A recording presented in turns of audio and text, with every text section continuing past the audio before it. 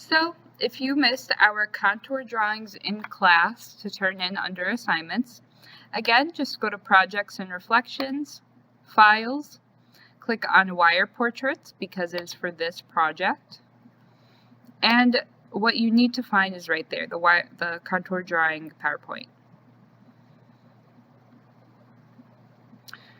So what is a contour drawing? A contour drawing is a continuous line drawing that is unbroken from beginning to end. The drawing implement stays in uninterrupted contact with the surface of the paper during the entire length of the drawing. This is just a fancy way of saying you can't pick up your pencil off of the paper, and if you do, you need to resume where you left off. It's an outline of an image or object, not the shading and value in between. One quote that I really like is, "A drawing is just a dot going for a walk." So that's how you can imagine where your little dot is exploring or heading off to. It also looks like the drawing was constructed out of wire. So there are two different kinds. There is blind contour and regular contour drawings. Regular contour drawings are when you look at your object and you look at your paper. So you know where to pick up, leave off. A blind contour drawing is what it sounds like. It's when you look at your object, but you do not look at your paper. So if you lose your place, you just have to guess where you left off, and you really have to try and trust your hand to follow where your eye is going. They do turn out a little bit wonky, as you can see, and not exactly what the object looks like, but that's the point. It's just supposed to be an exercise, not to create a perfect picture. So how to practice blind contouring? So again, it forces the artist's eye to move along the contour of the subject or the outline of it as their pencil moves along the paper. It might be slow and difficult, but as you practice, you get faster and faster at it, and you get much better at observing different, objects.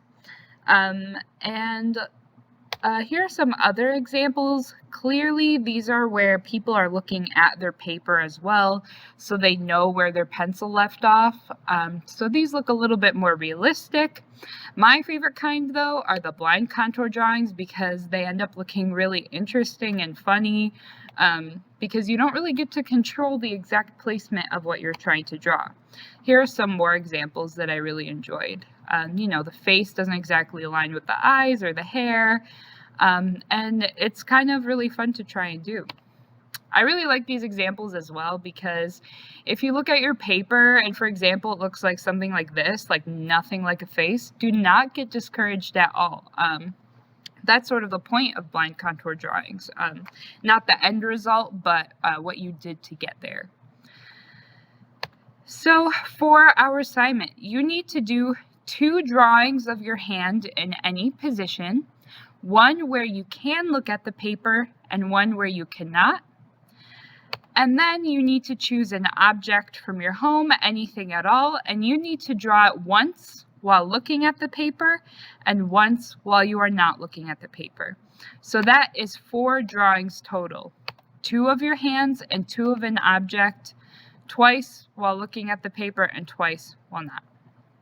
So once you do those drawings, to turn it in, just go to our Assignments tab,